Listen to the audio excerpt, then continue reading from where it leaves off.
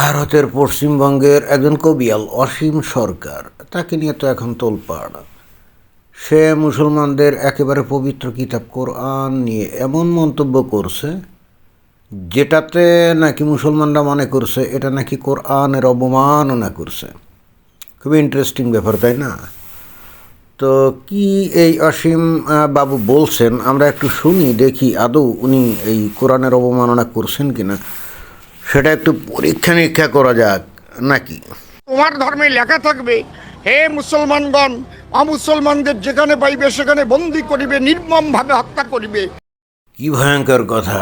কোরআনে এই ধরনের কথা আছে নাকি যে সেখানে বলা আছে হে মুসলমানগণ, অমুসলিমদেরকে যেখানে পাইবে হত্যা করিবে? কি জানি।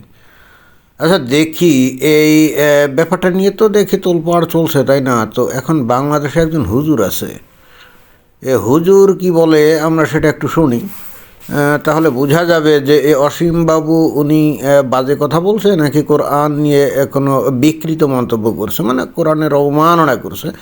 আমরা বাংলাদেশের প্রখ্যাত হুজুরের বক্তব্য শুনি। আরেকটা আয়াত শুনেন, সূরা তাওবার 5 নম্বর আয়াত। এই আয়াতটা খুবই মারাত্মক। খুব মারাত্মক আয়াত, কি বলেন হুজুর? এই আয়াতটা আবার পুলিশ টুলিশ থাকলে তর্জমা করা যাবে না, বুঝছেন? কেন পুলিশ থাকলে সমস্যা কি হুজুর? কারণ এই আয়াতটাকে অনেকেই বলে সন্ত্রাসী আয়াত। বলেন কি, কোরআনে আবার সন্ত্রাসী আয়াতও আছে নাকি? এটা খালি তেলাওয়াত করা জায়েজ আছে, বাংলাদেশে এটা তেলাওয়াত করা জায়েজ আছে, কিন্তু তর্জমা করা চলবে না। আচ্ছা আচ্ছা, তেলাওয়াত করা জায়েজ আছে মানে কি? ওই যে আরবিতে না বুঝিয়ে শুধু মুখস্থ করে সুন্দর করে সুর করে পড়তে হবে, তাই না? যেহেতু ওই যে আপনার ভাষ্যমতে এটা হলো সন্ত্রাসী আয়াত, যাতে সাধারণ মুমিন মুসলমান তো বটেই, একই সঙ্গে অমুসলিমরা যাতে না জানে যে আসলে কোরআনের এখানে এই সন্ত্রাসী আয়াতে কী লেখা আছে। বুঝছি। এই জন্যে বলছেন যে তেলাওয়াত করা জায়েজ আছে, কিন্তু অনুবাদ করা চলবে না। তার মানে গোপন কথা প্রকাশ হয়ে যাবে, তাই না? বুঝতে পারছি। তো বলেন, অনুবাদ যখন আপনি করবেনই আমরা অপেক্ষাতে থাকলাম। দেখ, সূরা তাওবার কয় নম্বর আয়াত? 5 নম্বর আয়াত। এখানে শুনেন কি বলছেন। আচ্ছা সূরা তাওবার 5 নম্বর আয়াত। فإذا انسلخ الأشهر الحرم فاقتلوا المشركين। এই যে উনি সুন্দরভাবে তেলাওয়াত করলেন, অর্থাৎ আরবি এ ভাষায় উনি সুর করে তেলাওয়াত করলেন। কেউ পাবলিক কিন্তু বুঝলো না, তাই না? পাবলিক কিন্তু বুঝলো না, মমিন মুসলমানরা বুঝলো না, আর হিন্দু বা অমুসলিম তারা তো বুঝলোই না, তারা তো আর আরবি জানে না। অর্থাৎ এইটা শুনতে খুবই সুমধুর, তাই না? মর্মে মর্মে ওই সুর বিধিল কি সুমধুর, এরকম নাকি? আল্লাহ তাবারক ওয়া তাআলা বলছেন, যখন হারাম মাসগুলো অতিবাহিত হয়ে যাবে। হারাম মাস চিনেন তো? কয়টা হারাম মাস? জি হুজুর, ওই যে হারাম মাস হলো 4টা। হ্যাঁ বলেন। রজব, জুলকাদা, জুলহিজ্জা, আর হলো মুহররম। আচ্ছা বুঝছি যে 4টা মাস হলো কি রজব, জিলকদ, জিলহজ এবং মহরম। হ্যাঁ, তো এখন এই 4টা মাস চলে যাওয়ার পরে কি বিষয় কি একটু পরিষ্কার করে বলেন। দুনিয়ার বহু মমিন মুসলমান তো বটেই, এমনকি অনেক হিন্দুরাও কিন্তু এখন আপনার এই বক্তব্য শোনার জন্যে অধীর আগ্রহে অপেক্ষা করছে।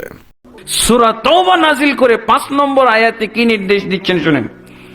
জি, কি নির্দেশ দিচ্ছে বলেন ভালো করে। হারাম মাসগুলো অতিবাহিত হয়ে গেলে ফাকতুলুল মুশরিকিন। আচ্ছা, এই যে মুশরিকিন, হে রাসূল, আপনি আপনার মমিন বাহিনী, মমিন সম্প্রদায়কে অর্ডার দিয়ে দেন, তাদেরকে আদেশ দিয়ে দেন, তাদেরকে দায়িত্ব দিয়ে দেন। কি আদেশ দিবে পরিষ্কার করে বলেন। মুশরিকদেরকে হত্যা করো যেখানেই পাও। ও তাই নাকি হুজুর? তাহলে তো বিষয়টা এরকম দাঁড়ালো যে সূরা তাওবার ওই যে 5 নম্বর আয়াতে সেখানে আল্লাহ বলছে যে নিষিদ্ধ মাস অতিক্রান্ত হলে মুশরিকদের যেখানে পাও সেখানে তাদেরকে হত্যা করো। তো এই কথাটাই তো ওই যে ওই কবি অসীম সরকার উনি বললেন, তাই না? তো এখন কথা হচ্ছে যে এই মুশরিক মানে কারা? মুশরিক মানে তো ওই যে ওই নবীর সময় যারা ওই যে পূজা টুজা করতো, বিভিন্ন দেবদেবীর পূজা টুজা করতো, যে লাত মানাত উজ্জা হুবাল ইত্যাদি, তাদেরকে মুশরিক বলা হয়, তাই না? অর্থাৎ আল্লাহর সাথে যারা শিরক করে। এখন ভারতের হিন্দুরা তারাও তো নানা রকম দেবদেবীর পূজা টুজা করে, তাহলে ইসলামের সংজ্ঞা অনুযায়ী এটাও তো মুশরিক নাকি? অর্থাৎ হিন্দুরা কিন্তু মুশরিক, এবং তাদের উপরে আল্লাহর নির্দেশ কি?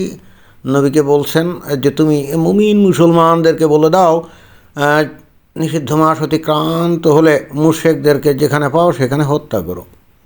দুর্দান্ত। তো এখন এই হুজুর যে এই কথাগুলো বলল, তো এখন কি কোরআনের অবমাননা হয় নাই নাকি? এই কথাটাই তো এই যে কবি অসীম সরকার উনি বলছেন, তাই না? তাহলে উনি বলাতে এইটা কঠিনভাবে কোরআনের অবমাননা হয়ে গেল, ইসলামের অবমাননা হয়ে গেল।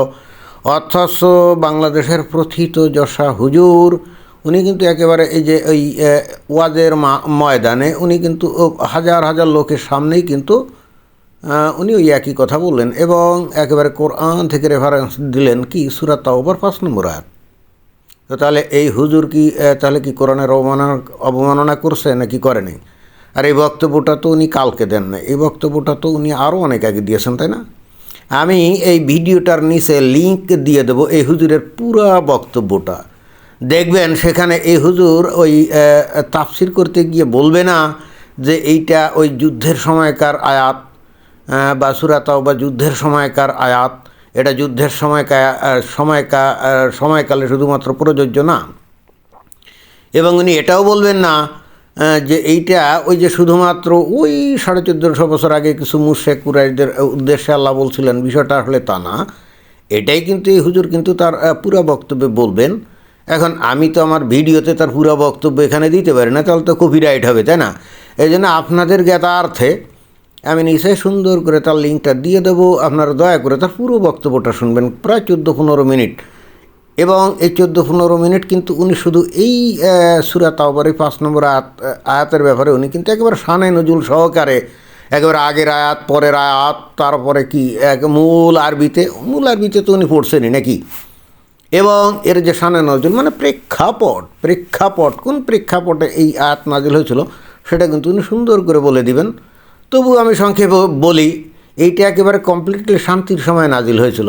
নবী যখন ওই যে আগেই উনি মদিনা দখল করেছিলেন, পরে যখন উনি মক্কা দখল করলেন, জাস্ট তার 2 বছর পরে নবী মারা যাওয়ার জাস্ট 6 মাস আগে এই আয়াতগুলো নাজিল করেছিলেন। এবং তখন ওই মক্কা মদিনা এবং তার আশেপাশের সমস্ত গোত্র কিন্তু নবীর করতলগত, ঠিক আছে, করতলগত, অর্থাৎ সম্পূর্ণ শান্তির সময় এই আয়াত নাজিল করেছিলেন।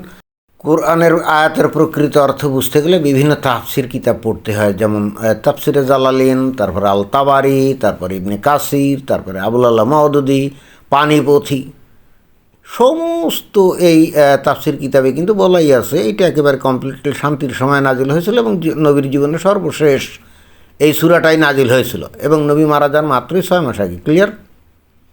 এবং একই সঙ্গে এই বিভিন্ন তাফসিরে, বিশেষ করে পানিপথির তাফসিরে খুব পরিষ্কারভাবে বলা আছে এই আয়াত নাজিলের পরে পূর্ববর্তী যত শান্তির আয়াত, সহাবস্থানের আয়াত সব বাতিল হয়ে যায়, সব রহিত হয়ে যায়।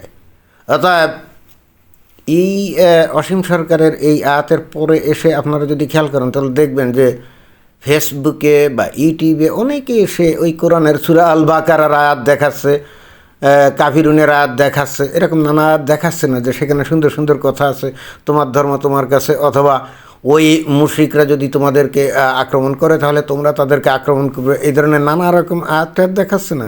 খেয়াল করবেন এগুলো কিন্তু এই সূরা তাওবা নাজিলেরও অন্তত মিনিমাম 5-7 বছর আগেকার আয়াত। এবং ওই সমস্ত আয়াত নাজিল হয়েছিল যখন নবী তখন কিন্তু মক্কা বিজয় করেননি, অর্থাৎ নবীর তখনও এই ক্ষমতা হয়নি যে উনি দলবল নিয়ে মক্কা দখল করবেন, এই জন্যে ওই সমস্ত কথাবার্তা কিন্তু আছে। বাট পরবর্তীতে সূরা তাওবারই 5 নম্বর আয়াত নাজিল হয়, নবীর জীবনের সর্বশেষ বিধান। এবং ওই যে আমি সূরা বাকারার 106 নম্বর আয়াতে বলাই আছে, আল্লাহ বলছে যে আমি কোনো আয়াতের বিধান রহিত করিয়া দিলে তা তৎপরিবর্তে উন্নততর অন্য আয়াত নাজিল করি, যেটা নাকি বলছে যে একই বিষয়ে আগে যদি কোনো বিধান আমি নাজিল করে থাকি, পরবর্তীতে ওই একই বিষয়ে অন্য আয়াত যদি নাজিল করি তাহলে এই নতুন আয়াত এটা আগের আয়াতের বিধানকে বাতিল করে দেয়। এবার বোঝা গেছে। এবং ঠিক সেই কারণে কিন্তু বিভিন্ন তাফসিরকার, বিশেষ করে পানিপথী, উনি বলেই দিয়েছেন যে এইটা হলো সোর্ড অফ ভার্স, অর্থাৎ তরবারির আয়াত। এই আয়াত পূর্ববর্তী সম্পূর্ণ শান্তিপূর্ণ অথবা সহাবস্থানে নানা রকম যে সমস্ত আয়াত আছে সেগুলো সবই বাতিল। এরপরেও দেখবেন ওই যে মানুষের অজ্ঞতা, আর হিন্দুরা তো জানেই না, তাদের অজ্ঞতার সুযোগে দেখবেন যে বিভিন্ন লোক বিভিন্ন আয়াত তুলে ধরে দেখাবে যেগুলো নাকি আসলে বাতিল, ওইগুলোই দেখাবে। বোঝা গেছে? ওই যে পানিপথির যে তাফসির না, ওই তাফসিরটা একটু আপনারা ওই যে গুগল সার্চ করে বাংলায় পাবেন, একটু ওই করেন, ডাউনলোড করেন, ইনস্টল করেন, করে এই সূরা তাওবার এই 5 নম্বর আয়াতটা একটু পড়েন, দেখেন ওখানে কী লেখা আছে। সব তো আর আমি বলে দেবো না, তাই না? তারপরেও তো কত কিছুই বলে দেই, আর কত। নিজের একটু কষ্ট করেন, সব আমাদের কাছ থেকে চাইলে তো হবে না। যাকে এই ভিডিওর নিচে কিন্তু এই যে হুজুরের পরিপূর্ণ বক্তব্য ওখানে দেবো, কারণ এই হুজুর খুব ভালো করে জানে যে এই আয়াত অর্থ কী এবং এই আয়াত বস্তুত কী বলতে চাচ্ছে এবং কেন এই নির্দেশ এবং কোন পরিপ্রেক্ষিতে এই নির্দেশ। এইটা কোনোভাবেই কোনো যুদ্ধের আয়াত না।